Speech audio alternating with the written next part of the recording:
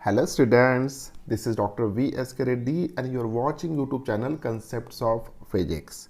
Chapter number 7 exercise का जो भी क्वेश्चन नंबर 6 टू लेके 10 तक है हम इस वीडियो में सॉल्व करने वाले हैं. Without wasting time let us start one by one. Question number 6 इस वीडियो का first question. A park has a radius of 10 metre. If a vehicle goes around it at an average speed of 18 km per hour, what should be the proper angle of banking? बहुत ही बढ़िया question है, बहुत ही easy भी है. सो यहाँ पे angle of banking पूछा है, तो वही एंगल ऑफ बैंकिंग का concept.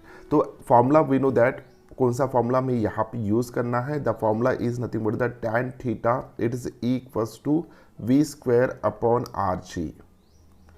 Okay, v is the velocity, r is the radius of curvature of that circular path, g is the acceleration due to gravity, theta is the angle of banking. Okay, इसमें क्या क्या दिया है देख लेते हैं. Radius दिया है, तो radius it is equals to 10 metre. Okay, और उस व्हीकल की एवरेज स्पीड दिया है 18 kilometre per hour.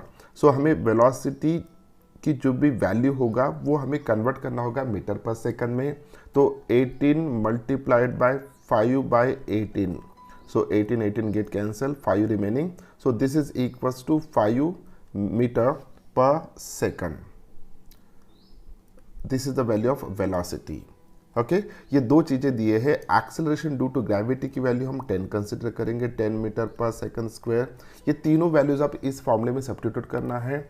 So tan theta it is equals to 5 multiplied by 5 यानी 5 का स्क्वायर होगा 25 डिवाइडेड बाय यहाँ पे 10 multiplied by divided by 10 yes multiplied by G की वैल्यू कितना है 10 है. So this is equals to 25 divided by 100 means it is equals to 1/4.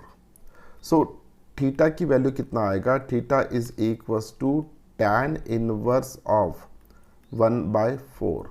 Okay, so this is a required answer. Question number 7.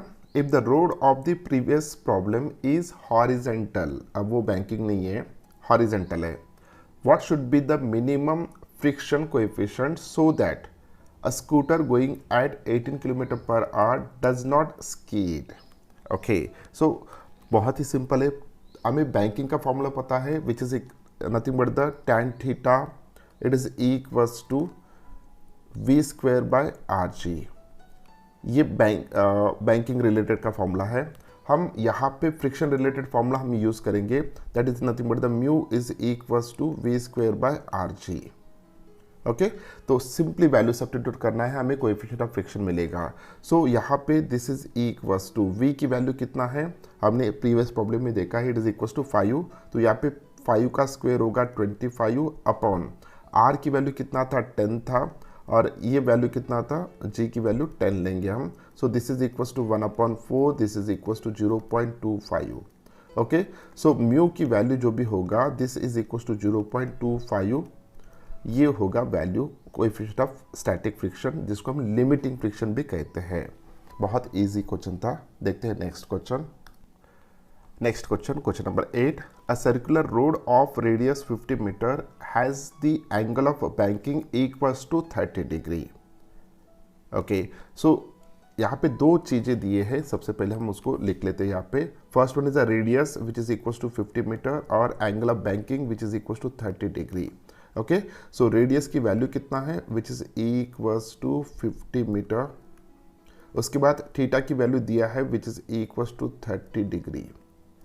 Okay, अब यहाँ पे ये दोनों के बाद at what speed should a vehicle go on this road so that the friction is not use. यानी यहाँ पे फ्रिक्शन हमें यूज़ ही नहीं करना है, सिर्फ रोड को जो भी मूव करवाना है, व्हीकल को जो सर्कुलर पाथ करवाना है, मूव करवाना है उस सर्कुलर पाथ के ऊपर, तो सिर्फ बैंकिंग का ही यूज़ होना चाहिए. तो हम सिर्फ बैंकिंग वाला फॉर्मूला यूज़ करेंगे. So that formula is nothing but the tan theta is equals to v square by R. बहुत बार ये फॉर्मूला हम यूज़ कर रहे हैं आज okay, v square by r, where v is a velocity, r is nothing but the radius and g is acceleration due to gravity. तो theta की वैल्यू दिया है, r की वैल्यू दिया है, g को हमें अज्यूम करना है कि 10 मीटर पर सेकंड स्क्वायर है, तो v की वैल्यू निकल जाएगा. तो फटाफट सब्स्टिट्यूट कर देते हैं.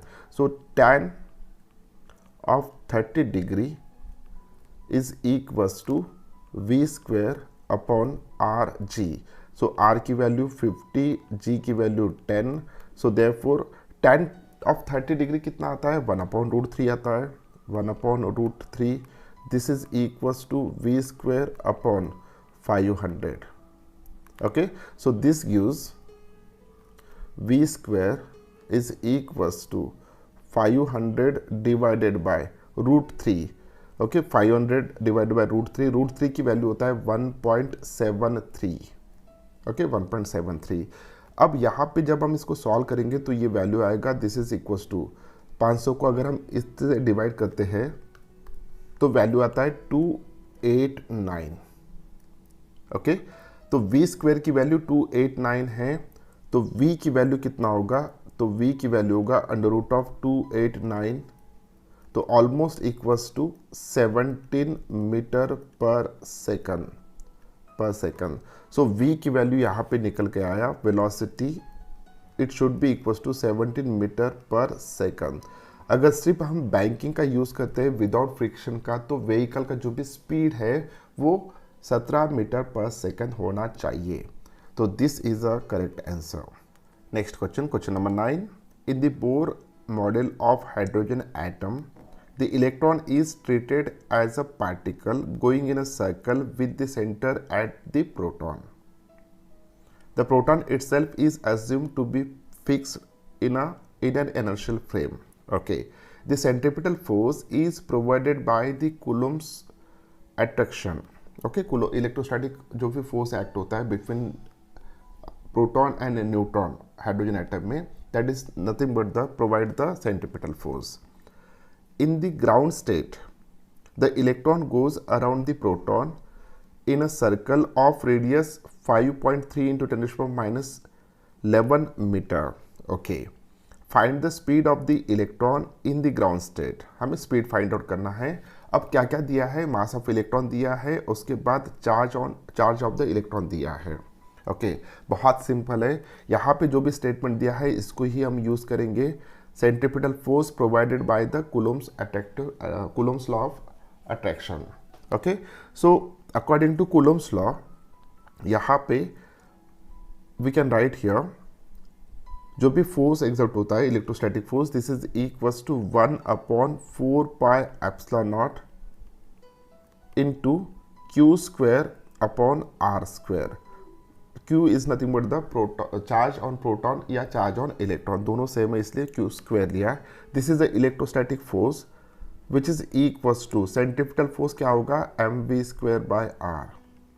ओके, सो यहाँ पे एक r कैंसिल होगा, तो अब हमें v square is equals to what, this gives v square is equals to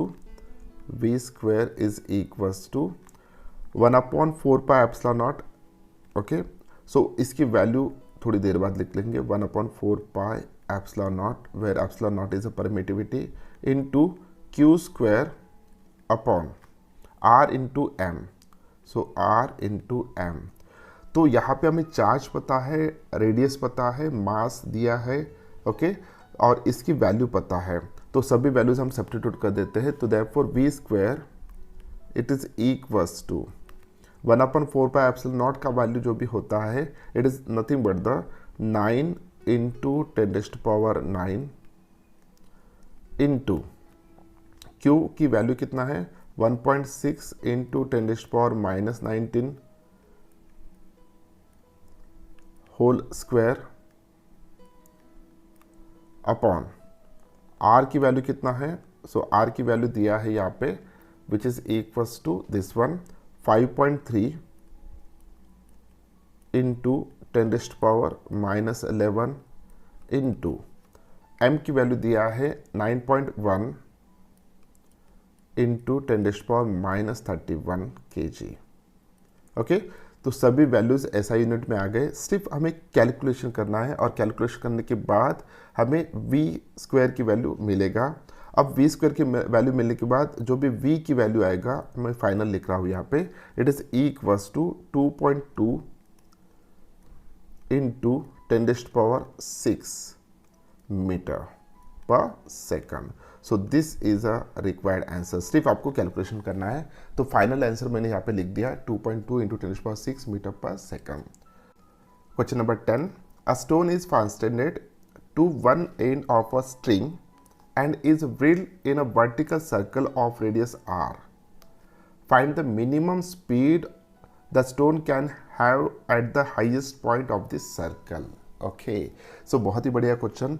situation कुछ इस तरीके का होगा। सबसे पहले हम थ्योरेटिकल डिस्कशन यहाँ पे कर लेते हैं। सो this is a one string. यहाँ पे एक स्टोन हमने बांध दिया और इसको हम वर्टिकल डायरेक्शन में घुमा रहे हैं। ओके, वर्टिकल डायरेक्शन में घुमा रहे हैं। अब यहाँ पे थोड़ा सोचना पड़ेगा कि जब हम वर्टिकल डायरेक्शन में घुमाते हैं तो हर जगह पे जो भी फोर्स एक्ट हो रहा है, दैट इज द वेट। इसके मास की वजह से जो भी वेट एक्ट होगा, it is always downward. Okay, अगर स्टोन यहाँ पे है, मान के चलिए कि स्टोन जब यहाँ पे आएगा तो उस वक्त इस डायरेक्शन में नीचे के डायरेक्शन में क्या एक्ट होगा, mg एक्ट होगा और इस डायरेक्शन में सेंट्रीपिटल फोर्स एक्ट होगा। ओके, तो सेंट्रीपिटल फोर्स और इस स्ट्रिंग में एक टेंशन भी प्रोड्यूस होगा। अब ये टेंशन और mg, इनका जो भी रिजल्टेंट है वही यहाँ पे क्या प्रोवाइड करता है, सेंट्रीपिटल फोर्स प्रोवाइड करता है। अब देखिए, जैसे जैसे ऑब्जेक्ट ऊपर जा रहा है या स्टोन ऊपर जा रहा है तो mg का डायरेक्शन तो नीचे ही है, लेकिन टेंशन का जो भी डायरेक्शन होता है वो हमेशा चेंज होगा। अब इन दोनों का रिजल्टेंट ही हमें यहाँ पे देखना है। ओके, तो अब यहाँ पे देखिए कि जब ये स्टोन ऊपर आएगा, ओके, ये स्टोन जब ऊपर आएगा इस पॉइंट पे, कंप्लीट सर्कुलर मोशन करने के लिए एटलीस्ट इस पॉइंट तक उस स्ट्रिंग में कुछ ना कुछ टेंशन होना ही चाहिए। ओके, अगर टेंशन नहीं होगा तो डेफिनेटली वहाँ पे वो स्टोन सर्कुलर मोशन कंप्लीट नहीं कर पाएगा। अगर टेंशन इस पॉइंट पे 0 होता है, जब स्टोन यहाँ पे उस पॉइंट पे अगर टेंशन की वैल्यू 0 होता है तो वो ऑब्जेक्ट सीधा नीचे आ जाएगा, क्योंकि mg तो हर पॉइंट पे एक्ट ही हो रहा है। तो टेंशन एटलीस्ट यहाँ तक आना चाहिए। ओके, टेंशन यहाँ पे 0 होना चाहिए, मिनिमम कंडीशन है ये। टेंशन अगर यहाँ पे 0 होगा हाईएस्ट पॉइंट पे, फिर बाद में जब जैसे स्टोन इधर आ जाएगा तो फिर टेंशन की वैल्यू बढ़ते जाएगा। यहाँ पे टेंशन मैक्सिमम होगा, फिर टेंशन की वैल्यू कम कम होती जा रही है, यहाँ पे 0 होगा। So this is the minimum condition to complete circular motion. तो हम हाईएस्ट पॉइंट की बात करते हैं, तो मिनिमम वेलोसिटी इस पॉइंट पे कितना होना चाहिए। तो यहाँ पे अगर हम टेंशन की वैल्यू 0 कंसिडर करें तो यहाँ पे एक ही फोर्स एक्ट हो रहा है, that is nothing but the m into g highest point पे। So this mg provide the centripetal force which is nothing but the mv² by r।